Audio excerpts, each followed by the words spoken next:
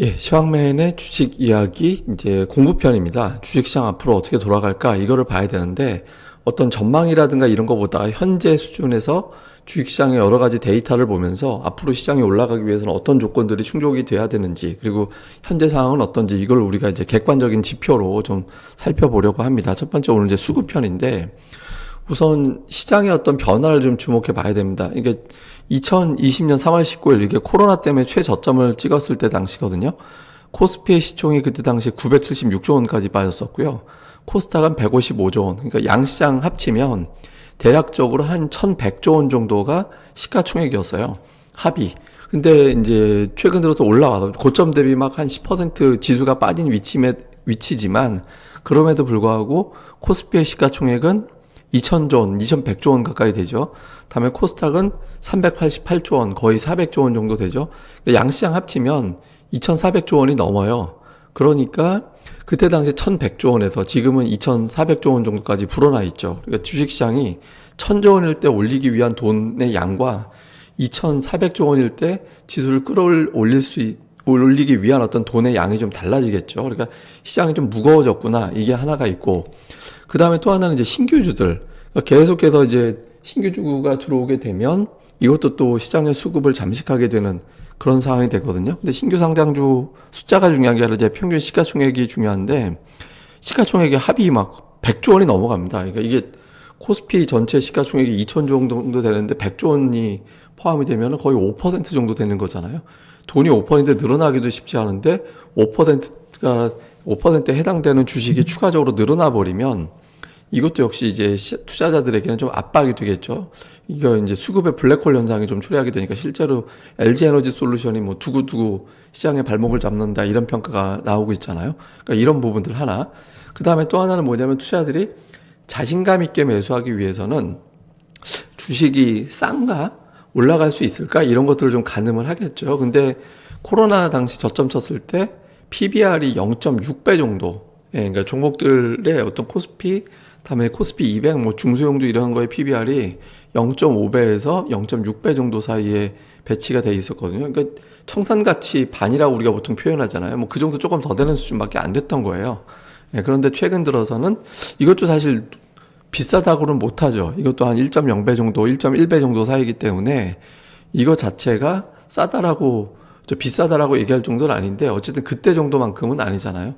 그러니까 투자자들이 느끼는 가격의 매력이 뭐 2, 3년 전하고는 조금 달라져 있는 그런 상황이긴 합니다. 근데 어쨌든 결과적으로 지금의 주가가 뭐 선행 PER이나 이제 PBR 자산 가치나 실적 대비 지금의 주가가 비싸다라고 하기는 어렵거든요. 그러면 이제 매수세가 좀 들어올 만한데, 근데 이제 이걸 보여주는 데이터가 뭐냐면 투자들이 예탁금을 보면서 우리가 가늠을 하잖아요. 돈의 총량은 이제 예탁금으로 우리가 파악을 하니까.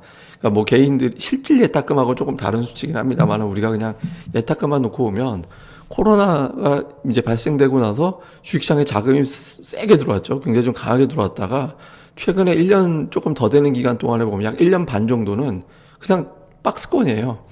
올라가지도 않고 이제 감소하지도 않고 박스권 정도로 진행이 되고 있죠. 그럼 우리가 이제 이 예탁금 추이만 보면은 그런가 보다 하는데 이게 이제 지수하고 비교를 같이 해보면 여기다가 이제 지수를 같이 넣어봤거든요.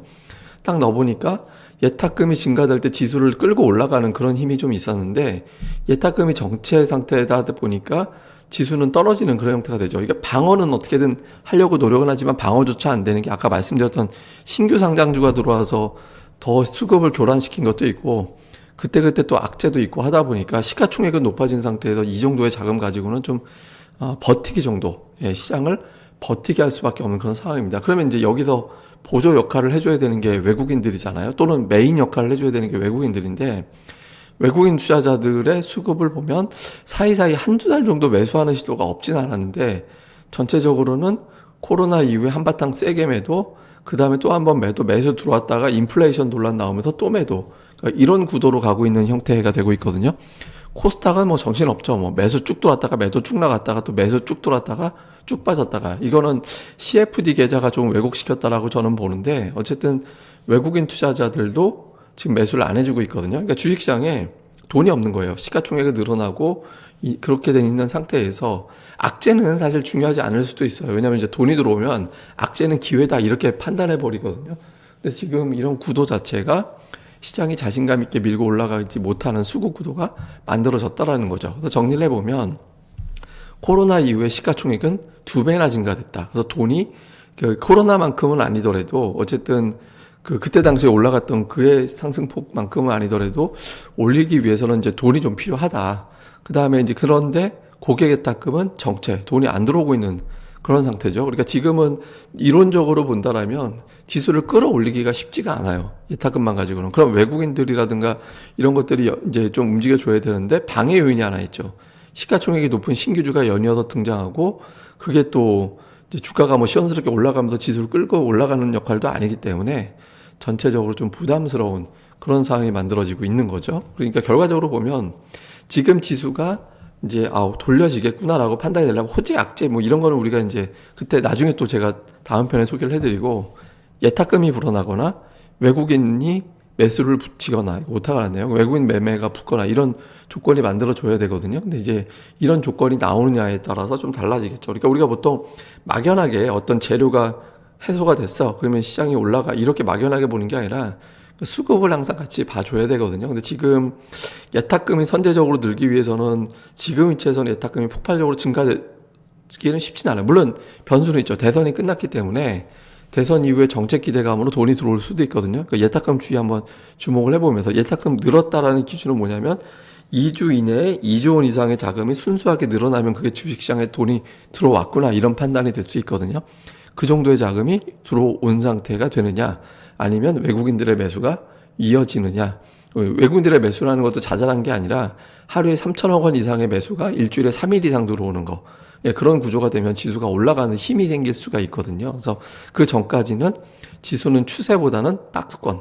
그러니까 이렇게 놓고 보는 게 좀 더 합리적입니다. 왜냐하면 이제 이게 추세를 갖느냐 박스권이냐에 따라서 업종별 대응 전략이 달라지잖아요. 그래서 지금 우리가 뭐 이게 여러분들 다 아시는 내용이지만 심플하게 최근에 어떤 상황과 같이 이제 정돈을 해봐서 좀 살펴봤습니다. 그래서 시장에 대해서는 뭐 막연하게 우려라든가 기대거나 하지 말고 이렇게 가끔은 객관적인 데이터도 같이 보면서 살펴보자. 그러니까 요것도 한번 여러분들한테 다시 한번 강조드리려고 다들 아실 것 같은데 뭐 추가적으로 좀 설명을 드렸습니다. 예, 그럼 오늘 수급편 마무리하고요. 또 다음 시간에는 재료라든가 이런 것들을 가지고 또 설명드리겠습니다. 감사합니다.